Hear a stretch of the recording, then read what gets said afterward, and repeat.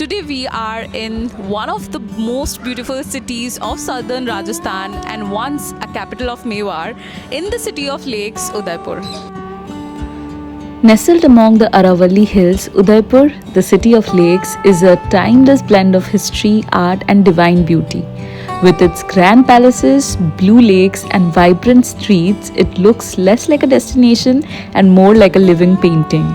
It feels like God has taken out time to create this one in person. In case you have missed out on the last episode of the City of Lakes, Udaipur, then you can tap on the I button to catch up. If you find this video nice and informative, please do hit the like button, and in case you are new to my channel, please do consider subscribing for more such travel content. This is the entry gate to Sajjangarh Fort. In today's video, we will be exploring the majestic Sajjangarh Fort, taking in the grandeur of the city palace and enjoying a serene boating experience on the beautiful Lake Pichola. So don't skip a beat and watch this video till the end.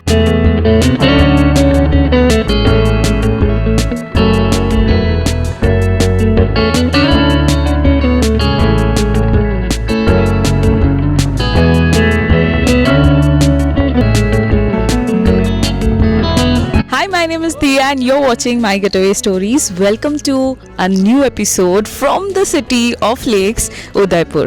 So right now I'm sitting at Sajjangarh Fort, which is also known as the Monsoon Palace in Udaipur, and the view, if you come here, you will be able to see the entire Aravalli range as well as Fateh Sagar Lake and Lake Pichola.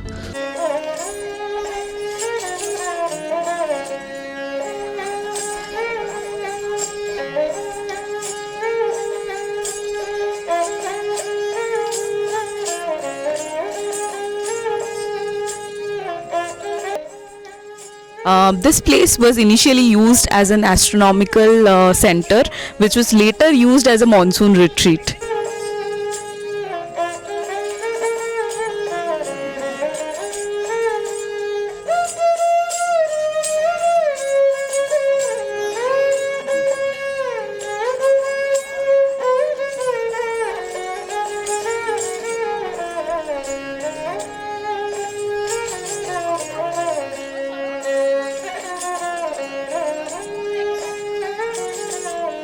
The entry fee of this fort will be there on your screen right now. This is the way to the fort.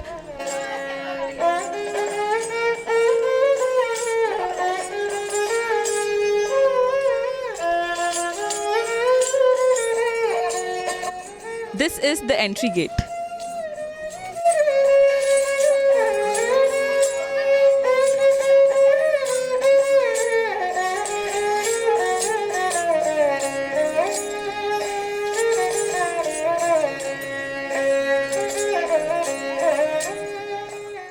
It's a 4-story fort And it is equally beautiful from inside, so come, let's explore that. Right when you enter this fort, you will be seeing a sculpture of Maharaja Sajjan Singh.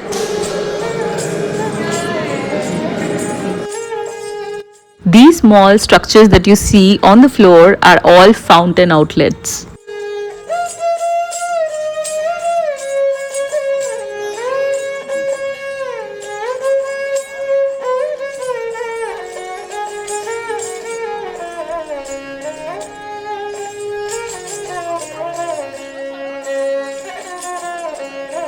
So these are the kind of birds you will be able to see if you come here.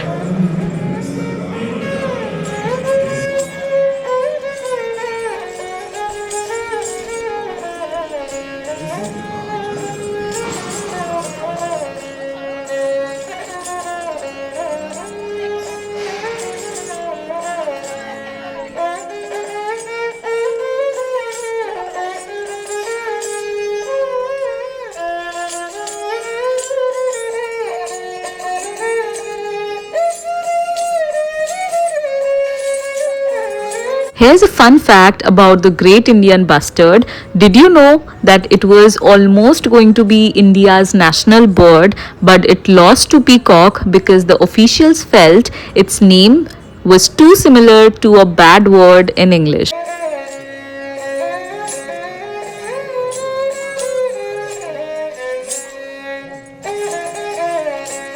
So this way is the first floor. Just imagine if you're coming here in the monsoon season, you will be able to see all the clouds floating below this fort. And Monsoon Palace, rightly called because it's so windy out here and the weather is so nice. I can imagine how the rulers used to feel over here when they used to come and use this as a monsoon retreat.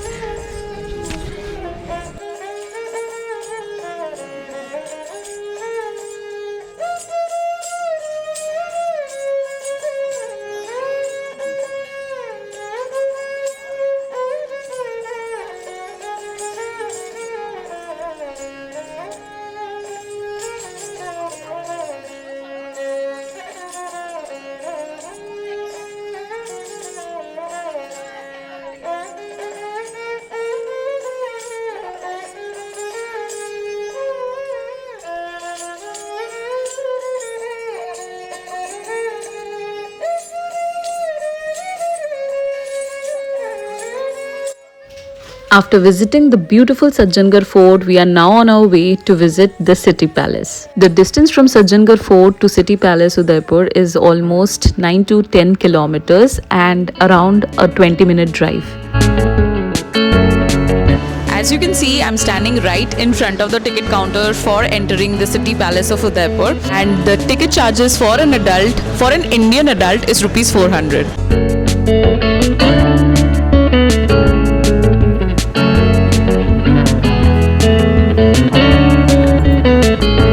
We are standing right in front of the main entrance gate, which is the Badi Pole of City Palace.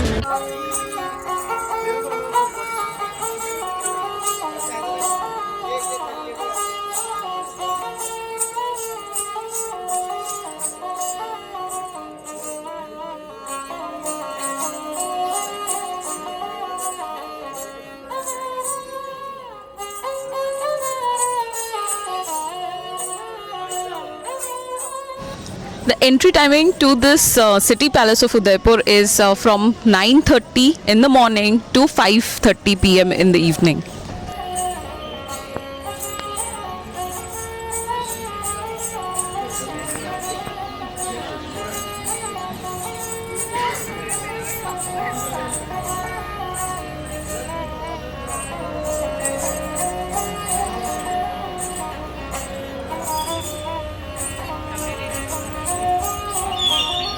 History has it that this place, City Palace, was commissioned in the year 1559 by Maharana Uday Singh II.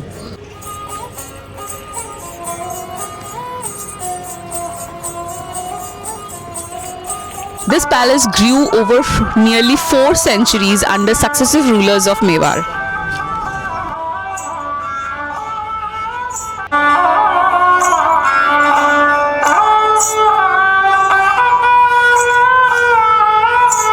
We have seen so many palaces in Rajasthan, but what makes this particular one very unique is that it overlooks all the Aravalli range and Lake Pichola.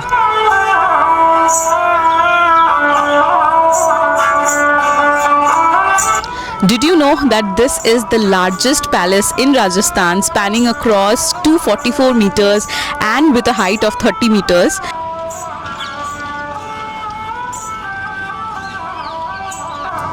Also, if you look at that side, these are all the places where the elephants were kept, and if you look at the size, right, they were huge. This place has 11 palaces, 4 courtyards, a garden and museum.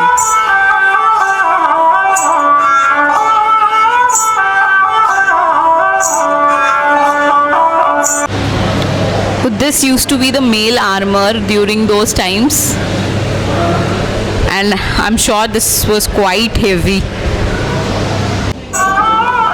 We have entered the Royal Mewar Armory right now, which is also known as the Saleh Khana. So come, let me show you around.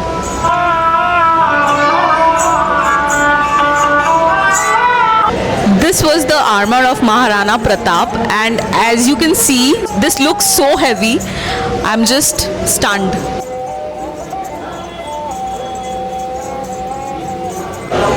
This is Maharana Pratap's brave horse Chetak, and I was very thrilled to see this because I'm a big fan. This is Chetak's armor, and he was made to wear an elephant's trunk to confuse the other elephants, thinking that Chetak was a baby elephant.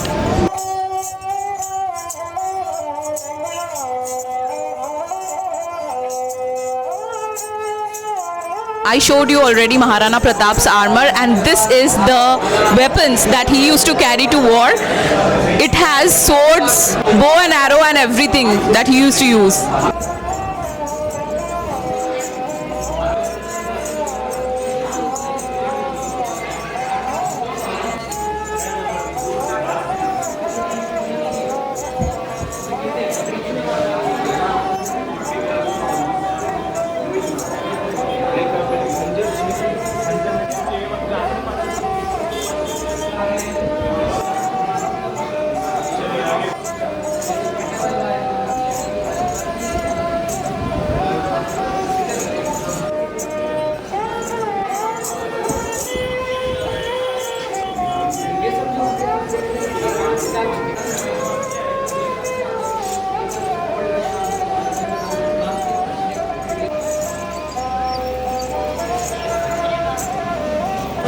Now you will ask me, how is this particular armor different from any of the others I showed you?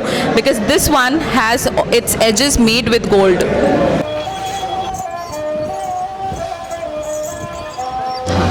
This is the statue of Maharana Sangram Singh I, who was the last ruler or king of the medieval India, who united several Rajput states and fought against foreign invaders despite losing an eye and an arm, and he had almost close to 80 wounds on his body.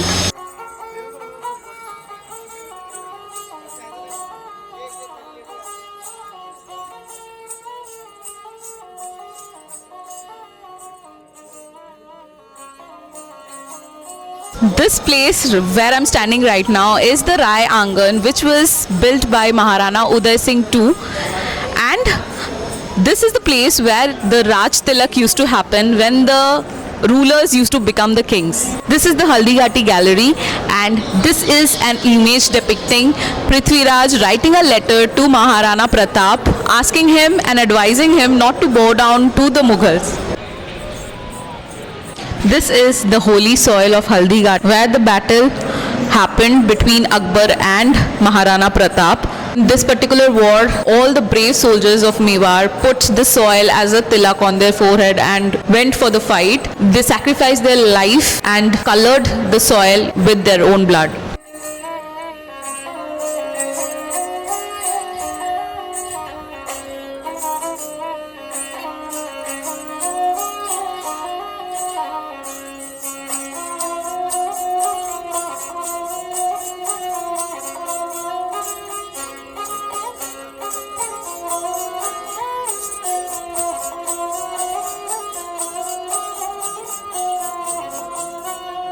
This is the image depicting Chetak's death and sacrifice in the Battle of Haldighati, which happened during 1576.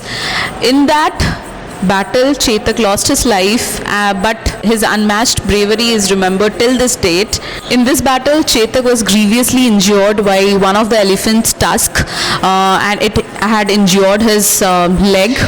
Despite the injury, Chetak still carried Maharana Pratap to a safe place at a distance before he died.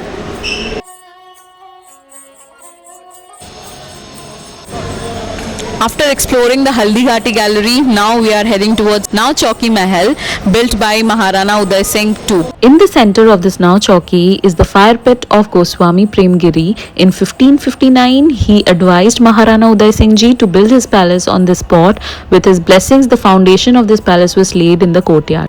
Here's a stunning view of the Lake Pichola from the city palace.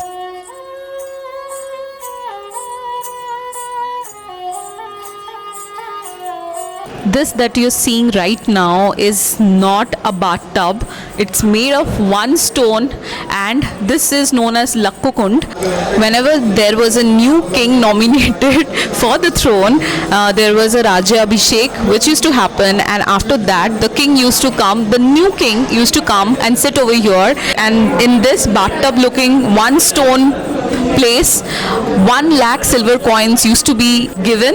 Of those 1 lakh silver coins, 75% he used to invest in Social work, and 25% he used to distribute among. the local people of Udaipur. These are all made of chuna or lime plaster.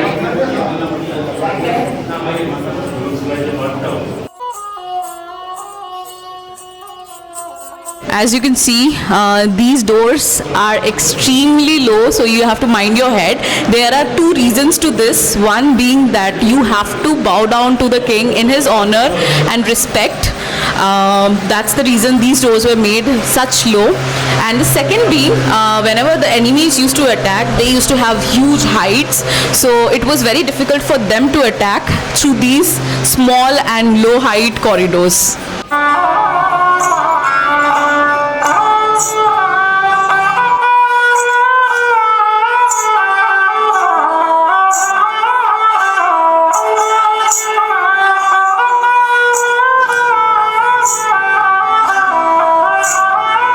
This is the topmost part of the palace. This place where I am standing right now has the royal bathtub of the kings, which is surrounded by so many trees so that the royals could enjoy both the garden and the bathtub. But these trees were planted and has their roots deep down into the ground just because it was planted so well.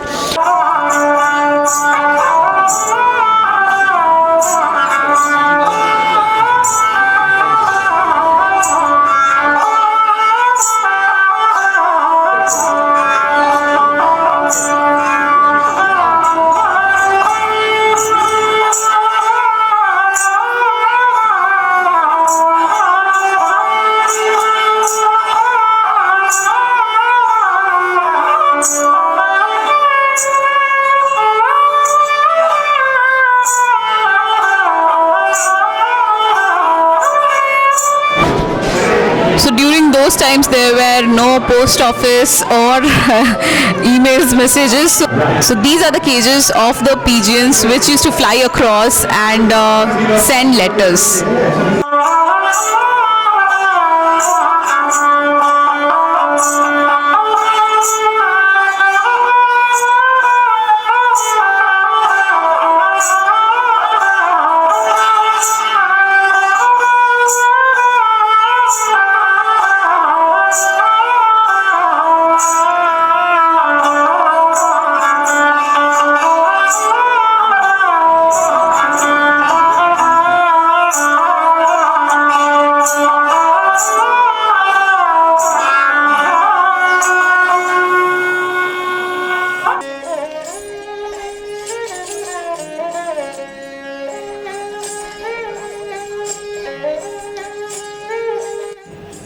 This room is where the king used to sleep, built by Maharana Karan Singh Ji in the year 1620.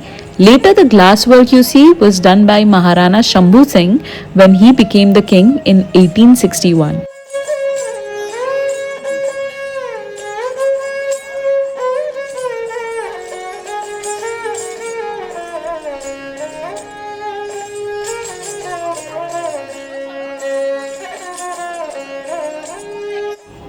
This incredibly beautiful Manik Mahal was primarily used as the room to have food by the Maharanas, built by Maharana Karan Singh, but the glass inlay was done later by Swaroop Singh.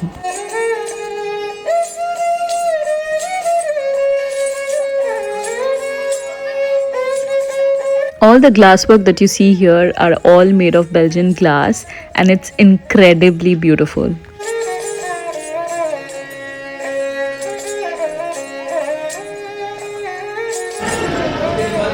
This is the ivory door.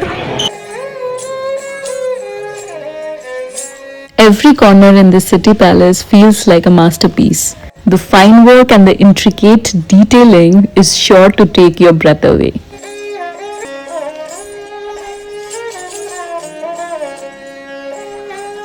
If you look at this painting carefully and up close, you will even be able to figure out the expressions, the hair detailing of the horse, and everything.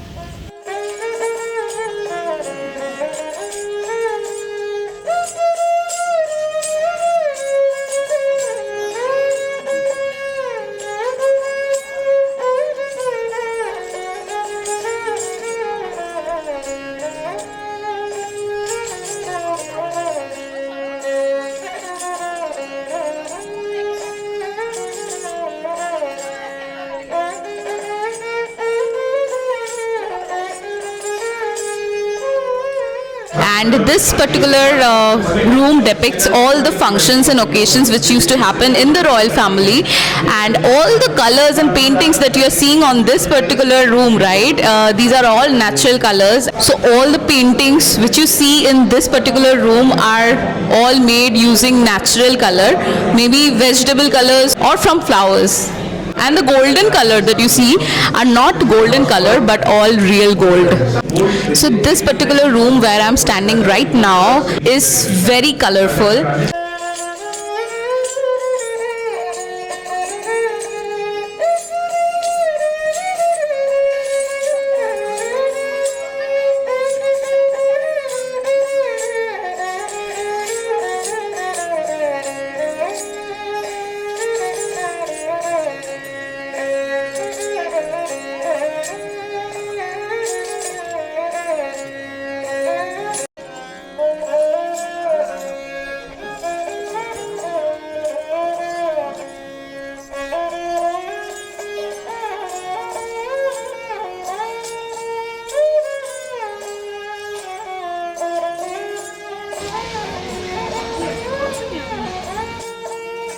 Right now, I'm standing inside the Moti Mahal built by Maharana Sajjan Singh in the late 19th century. It was primarily used as a royal audience hall and semi-private chamber where the Maharana would receive dignitaries or hold intimate gatherings. Next up is the Bhim Vilas, a chamber that was used as a room for leisure and entertainment by the Maharanas of Udaipur.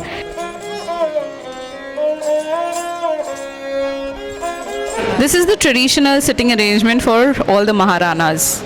It served as a private space where the kings relaxed and enjoyed indoor games and personal recreation. The walls of Bhim Vilas are beautifully adorned with miniature paintings depicting the divine love stories of Radha and Krishna, reflecting both artistic finesse and sense of serenity that made it a perfect retreat for the royal family.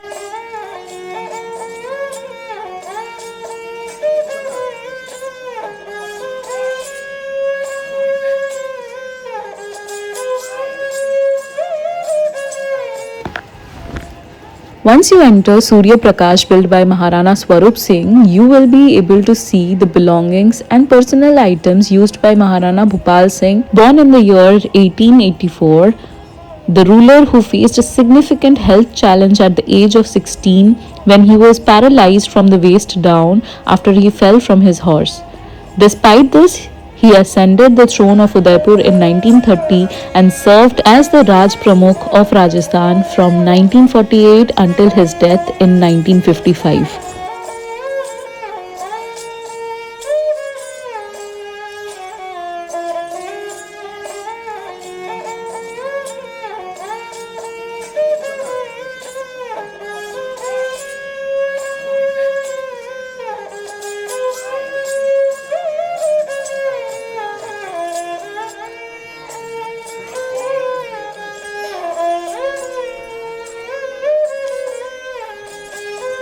This was the first primitive Western style toilets, or also known as flush toilets, introduced in India.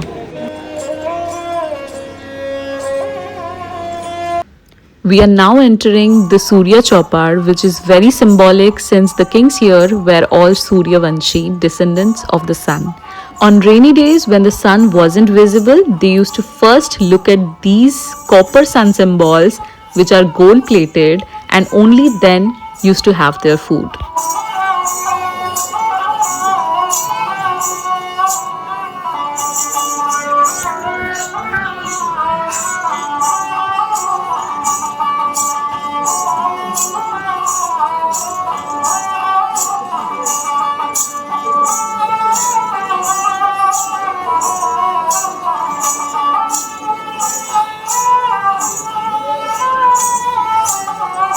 We are now entering the Zanana Mahal, which is distinctively very different from the rest of the palace. Here you will notice low height ceilings, ornaments, bathing place, clothes, indoor games of the ladies of the royal family. Maharana Karan Singh Ji played a very important role in creating this Zanana Mahal.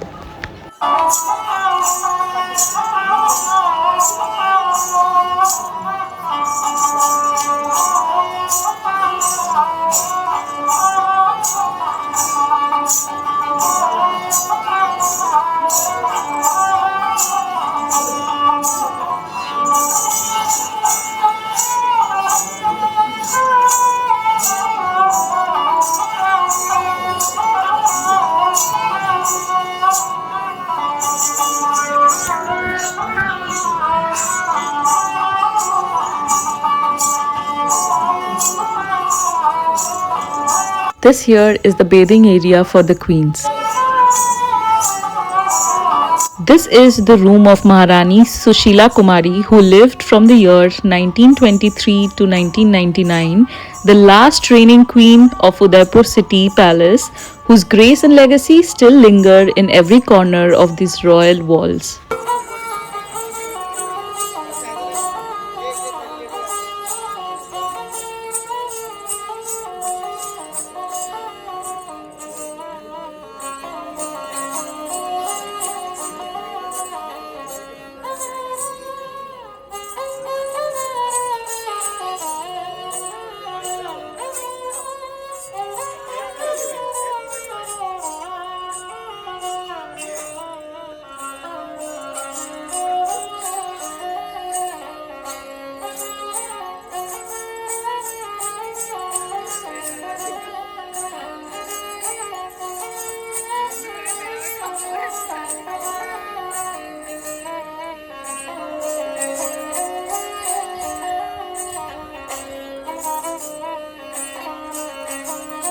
Trust me, the city palace in Udaipur is so huge that if you really want to explore every part and understand the history behind it, it will easily take you around 2 to 3 hours at least.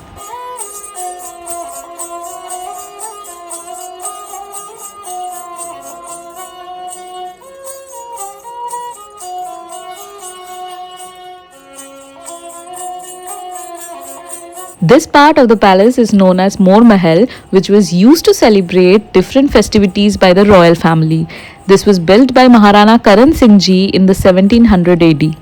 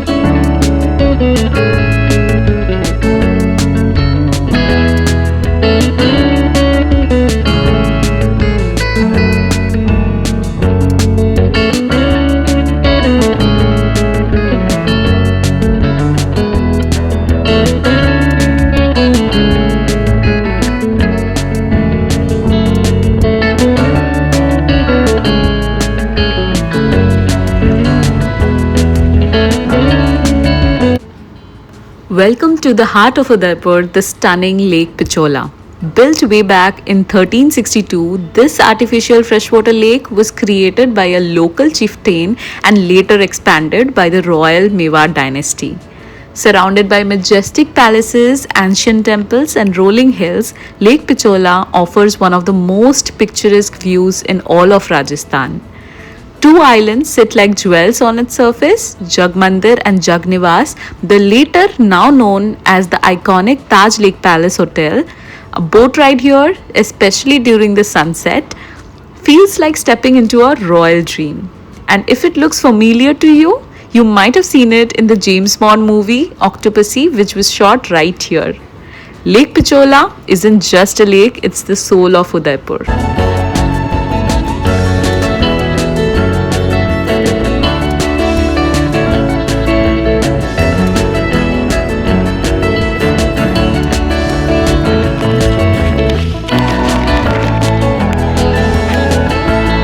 On a Lake Pichola boat ride, you will pass by many beautiful ghats, and one of the most beautiful one is Gangaur Ghat, a popular tourist spot in Udaipur.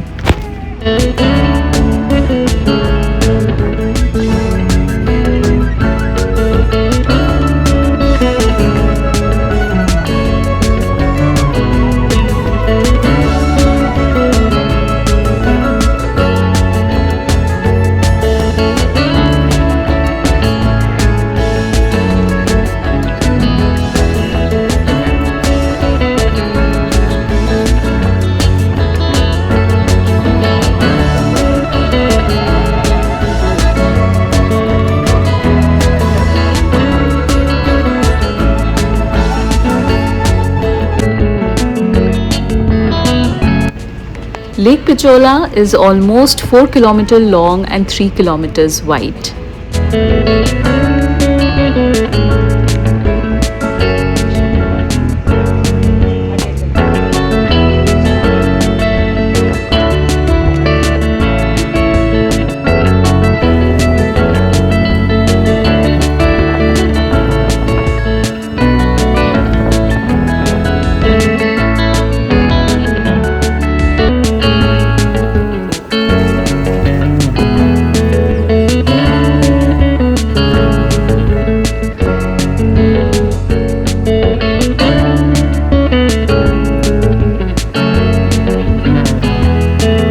This is a small halt if you're doing the Lake Pichola boat ride. This place is known as Jug Mandir, which is like an island, so you can have some snacks over here, and then you have a boat to return every 30 minutes.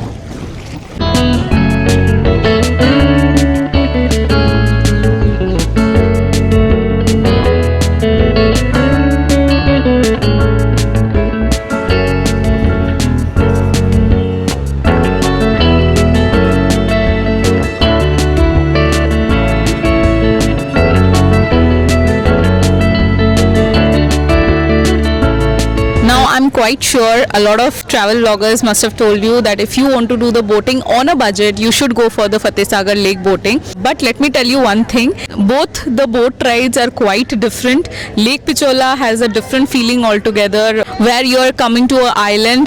The entire lake is surrounded by Aravalli range as well as very close by hills. Yeah, I understand that Lake Pichola boating is a very costly affair, but yeah, if you can afford it, it's a great experience. I told you in the beginning of the video, if you're coming to City Palace, the ticket for an adult is rupees 400. If you want to do the boating, then the entry fee would be 450 rupees per head. Now, since we took a 400 rupees ticket, we had to again get 50 rupees ticket to enter the boating area. Now from that place, you have to take an electric car because the boating ticket counter is almost 1.5 kilometers away from that point. So we took an electric car, which again costed us 50 rupees each. Then when we reached the boating ticket counter, we got to know if you're doing the boating before 3 p.m. then the cost is 600 rupees per adult. If you're doing it after 3 p.m. then the cost is rupees 800 per adult, because it's sunset time, so the cost is more. If you have enjoyed and found this episode to be informative, please do hit the like button, and if you are new to my channel, don't forget to subscribe. I will see you real soon from another new place. Till then, keep watching my getaway stories.